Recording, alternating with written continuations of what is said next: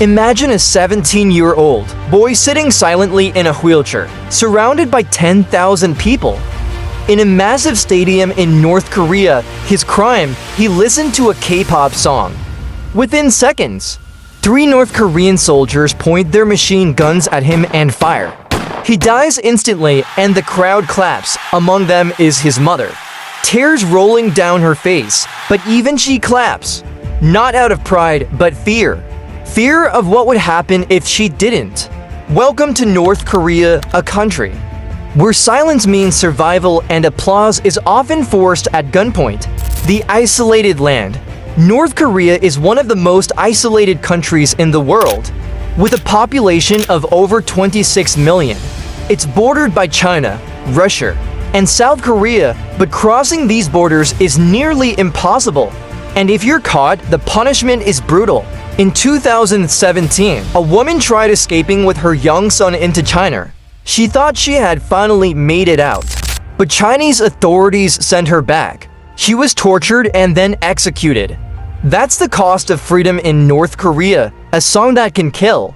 You might love BTS or Blackpink, but in North Korea, listening to K-pop is seen as a threat to the regime, a virus that could corrupt their so-called pure ideology.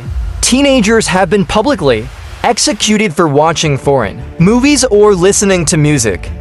These executions are often carried out in front of crowds in markets or stadiums. As a reminder, disobedience means death. Propaganda, the only reality they know. From the day you're born in North Korea, you're fed one truth: Kim Jong-un, Kim Jong-il, and Kim Il-sung are your gods. Their pictures are in every home. If a fire breaks out, your duty is to save the portraits, not your children. That's exactly what happened in 2020. A woman saved her kids from a fire, but left behind the leader's portraits. The state media portrayed her as a criminal. Meanwhile, a neighbor who saved only the photos was praised as a hero.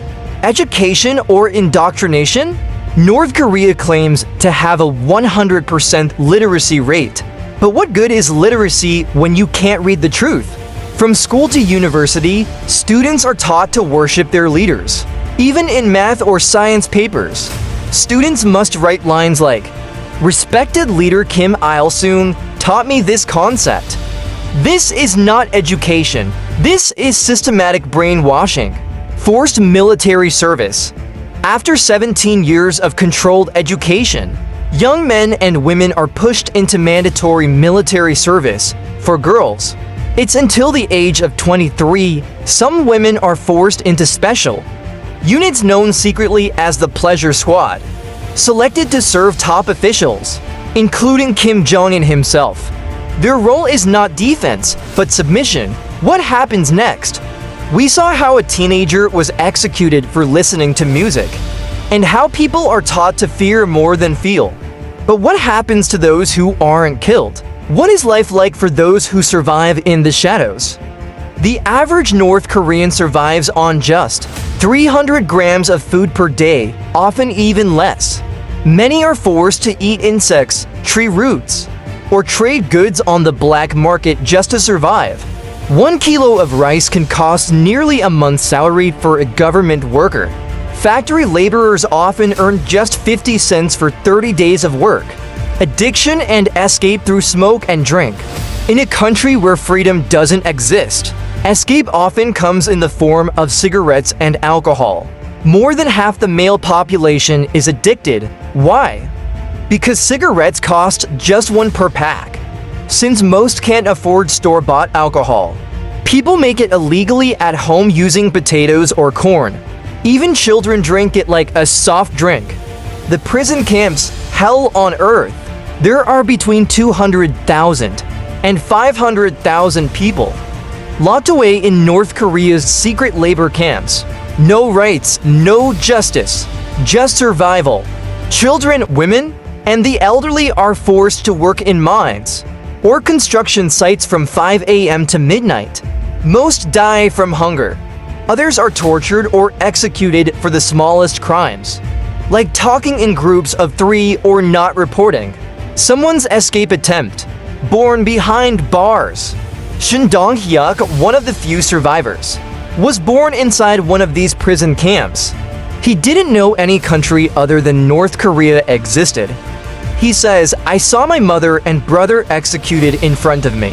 I felt nothing, because I had been raised to believe they broke the rules and deserved it. No love, no choice. Even love is controlled. In camps, marriages are arranged by guards to produce more workers. You don't choose a partner, they choose one for you. That's your wedding. Snitch for $6? In 2019, the regime announced a reward of $6 for reporting illegal activities. But no one did. Why? Because everyone is involved in illegal survival, buying rice, watching foreign content, selling goods. If you report someone today, they'll report you tomorrow. Lifelong trauma. Those who escape, the lucky few, carry deep mental scars. They've seen their families starve, their neighbors executed, and their childhood stolen. They share their stories not for sympathy, but so we never forget what silence allows. The final truth. This is North Korea, not a country, but a prison for 26 million people. Call to action. If this story shook you, imagine living it. If you're free to like, comment, or share this video, remember that alone makes you luckier than millions. Let's use our voices for those who can't.